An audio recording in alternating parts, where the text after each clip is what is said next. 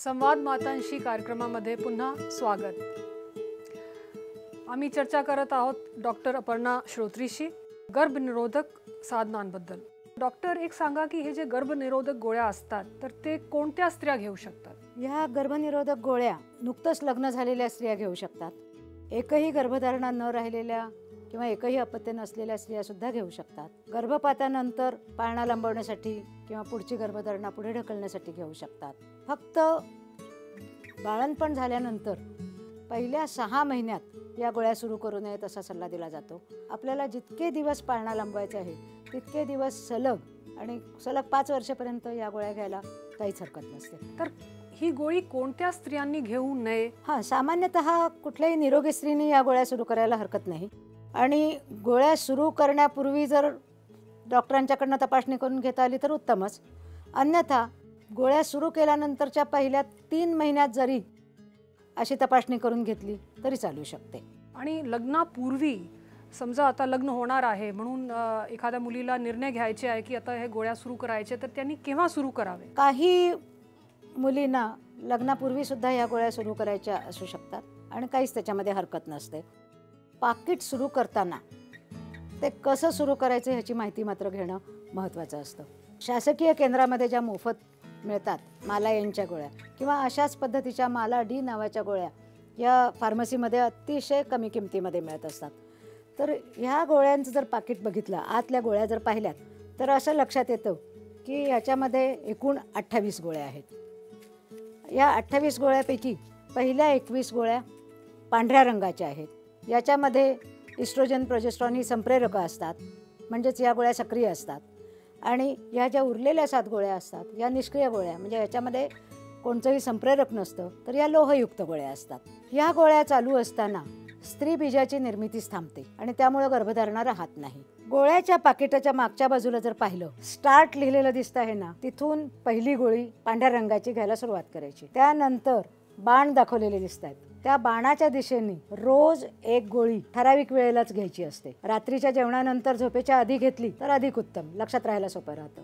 21 गोळ्या संपल्या नंतर तसंच बाणाच्या दिशेने पुढे गेलो तर आपल्याला 7 रंगीत गोळ्या दिसतात। या रंगीत गोळ्या रोज 1 अशाच नियमितपणे घ्यायच्या असतात। या गोळ्या चालू असताना मासिक पाळी येऊन जाते। शेवटची म्हणजे 28वी गोळी घेऊन झाली की मग बिलकुल न थांबता दुसऱ्या पाकिटातल्या अशाच पद्धतीने पांढऱ्या रंगाच्या गोळ्या सुरू करायच्या असतात।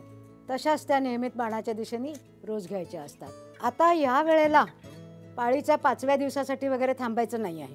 याचं कारण असं की ह्या ज्या आपण सक्रिय गोळ्या, हॉर्मोनयुक्त गोळ्या म्हणालो, ह्या पहिल्या पाकिटातल्या गोळ्या संपल्यानंतर दुसऱ्या पाकिटातल्या गोळ्या सुरू होण्याच्या मधला काळ हा 7 दिवसापेक्षा जास्त असता कामा नये, म्हणजे मग याची परिणामकारकता जवळपास 100% जाते। तर बाळंतपण झाल्यानंतर समजा आपल्याला आता पुन्हा गोळ्या सुरू करायच्या आहेत तर किती कालावधीत हे गोळ्या सुरू कराव्यात? बाळंतपणानंतर पहिले 6 महिने बाळाला केवळ स्तनपान द्यायचं असतं। या काळामध्ये या गोळ्या घेऊ नयेत। 6 महिन्यानंतर या गोळ्या सुरू केल्या तरी चालतात। परंतु समजा काही ना काही कारणामुळे स्तनपान चालू नसेल तर मग हे गोळ्या लवकर सुरू करता येईल का? अशा परिस्थितीमध्ये स्तनपान चालू नसेल तर बाळंतपणानंतर 6 आठवड्यांनी या गोळ्या सुरू करता येतात। आणि समजा असा काही घडला की आपण विसरलो 1-2 गोळ्या घेण्याचे आणि मध्ये खंड पडला तर मग काय होऊ शकतो आणि मग काय करावा? एखाद दिवशी जर गोळी विसरली तर ती विसरली असं आपल्याला जेव्हा लक्षात येईल त्यावेळेला ती लगेच घेऊन टाकायची आणि त्यानंतर दुसऱ्या दिवशीची जी ठरलेल्या वेळची गोळी आहे ती तशीच घ्यायची। बरोबर। एखाद्या वेळेला 3 किंवा जास्त गोळ्या जर राहिल्या तर मात्र अशा स्त्रीनी इमर्जन्सी कॉन्ट्रासेप्टिव्ह पिल, म्हणजे आपण IPLची जी गोळी म्हणतो ती गोळी घ्यायला लागते आणि त्यानंतर शक्यतो कंडोमचा वापर करणं हे चांगलं। सर्व उपाय करूनही समजा चुकून आपण एखादी गोळी विसरली आणि गर्भधारणा झाली तर मग जो बाळ होणार आहे त्याला ह्या गोळ्यांचा काही नुकसान तर होत नाही, काही धोका तर नसतो? आता अशा स्त्रीसमोर 2 पर्याय असतात। एक म्हणजे ती गर्भधारणा जर नको असेल तर सुरक्षित गर्भपाताचा पर्याय उपलब्ध असतो आणि जर तिला असं वाटलं की आता ही गर्भधारणा चालू ठेवली तर कसं, तर अशा वेळेला त्या होणाऱ्या बाळामध्ये कोणत्याही प्रकारचं व्यंग होत असल्याचं काही आढळलेलं नाही. काही महिलांना उलट्या येऊ शकतात किंवा इतर काही त्रास होतो, असे काही अनुभव आहेत का? गोळ्या सुरू केल्या की पहिले 2-3 महिने काही स्त्रियांना थोडे मळमळ होते, एखाद्या वेळेला उलटीसुद्धा होऊ शकते, पण साधारणपणे 3 महिन्यानंतर हे त्रास आपोआपच कमी होतात.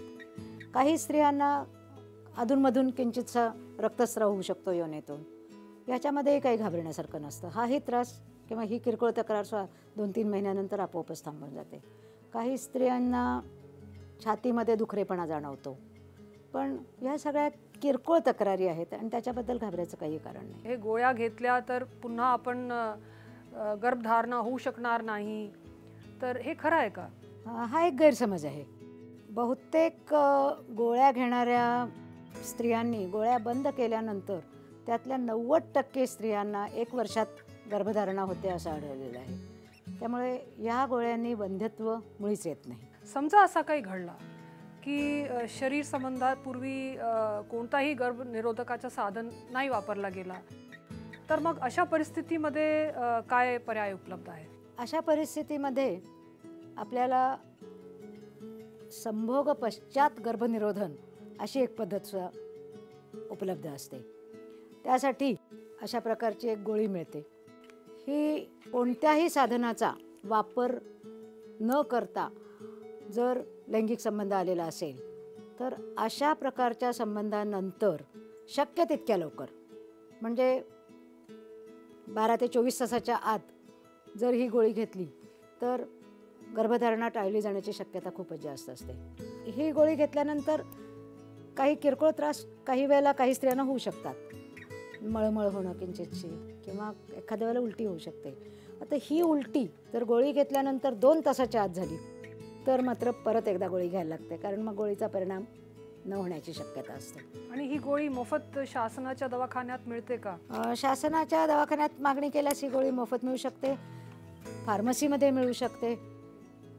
आणि गोळी घेतल्यानंतर पुढची पाळी यायला जर उशीर लागला, थोडीशी पुढं मागं होऊ शकते, पण जर आठवड्यापेक्षा जास्त अपेक्षित तारखेच्या पुढं जर पाळी आलेली नसेल तर गर्भधारणा नाही ना हे एकदा खात्री करून घेतलेली बरी असते.